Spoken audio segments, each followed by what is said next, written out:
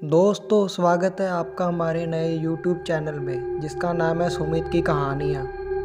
ये कहानी है पुरानी हवेली की, जो कि हमें दी है नीरज चतुर्वेदी जी ने। रूहानी ताकतें हमारे आसपास हमेशा मंडराती रहती हैं। उनकी एक अलग ही दुनिया होती है जो वास्तविकता में हमें दिखाई नहीं देती, लेकिन कुछ घटनाओं से ये हमें महसूस जरूर होती हैं।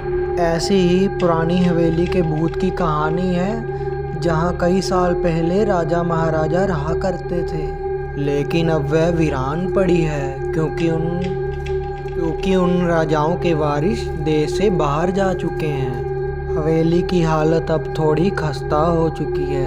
अब इस हवेली को मुरम्मत की ज़रूरत है। इसके लिए शासन के नोटिस के अनुसार संपत्ति के मालिक को सूचित किया जाता है। कुछ दिनों में पूर्व राजाओं के वारिस में से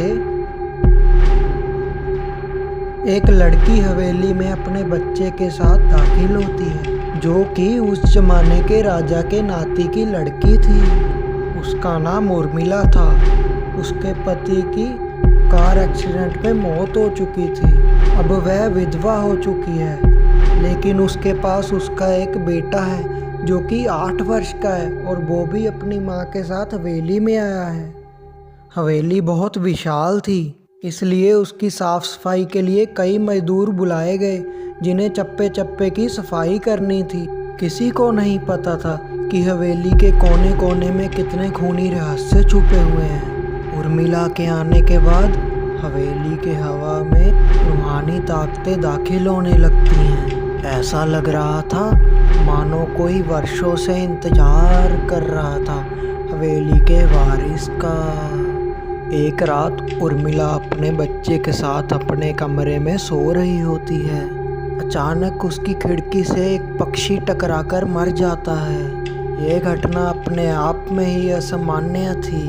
पक्षी टकराते ही उर्मिला की नींद खुल जाती है, और जब वह लाइट जलाकर देखती है तो वह डर जाती है और डर के चिल्लाने लगती है, क्योंकि उस खिड़की के पर्दे पे एक पक्षी फंसा हुआ था, जिसकी खून की बूंदें फर्श पर गिर रही थी।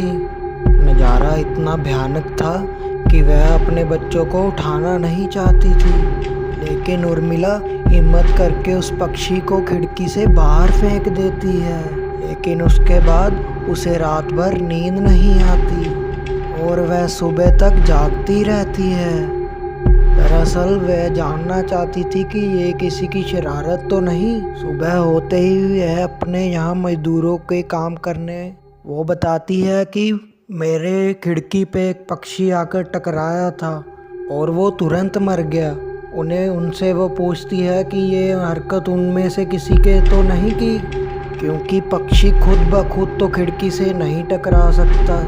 मजदूर कहते हैं, नहीं मेम साहब, हमने तो किसी पक्षी को यहाँ मरा हुआ नहीं देखा, हम तो अभी वहाँ से चले आ रहे हैं। और जब सभी जाकर देखते हैं तो डरा देने वाली बात तो ये थी कि वहाँ वो पक्षी नहीं था। तो उर्मिला घबराने लगती है और देखती है कि यहाँ तो पक्षी होना चाहिए था, लेकिन वो पक्षी यहाँ पर नहीं है। उर्मिला देखती है कि यहाँ पर तो खून की बूंदें भी होनी चाहिए थी, और लेकिन यहाँ पे तो एक पंख भी नहीं मिला उनको। इतने में उर्मिला सभी मजदूरों को कहती है कि हवेली में बहुत सी कीमती चीज़ें और मूर्तियाँ हैं, संभाल के साफ सफाई करना। मजदूर अपने काम में लग जाते हैं और उर्मिला अपने बच्चे के साथ टीवी देख रही होती है कि अचानक हवेली की छत से एक मजदूर नीचे गिरता है। उर्मिला को अचानक लोगों की आवाज़ सुनाई देती है। वह भागकर खिड़की से नीचे देखती है तो एक मजदूर की लाश पड़ी होती है। उर्मिला कमरे से नीचे आती है और इसके गिरने का कारण पूछती है।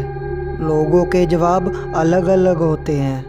कोई कह रहा था, मेम साहब ये गलती से गिर गया, और सभी के दावे अलग अलग होते हैं। लेकिन उर्मिला को अनकही बातें सुनाई दे रही थी उसके कान में आवाज़ आती है, अपने बच्चे को बचा सकती है तो बचा ले। उर्मिला ये वाक्य सुनते ही अपने कमरे की तरफ भागती है, क्योंकि कमरे में उसका बच्चा अकेला टीवी देख रहा होता है।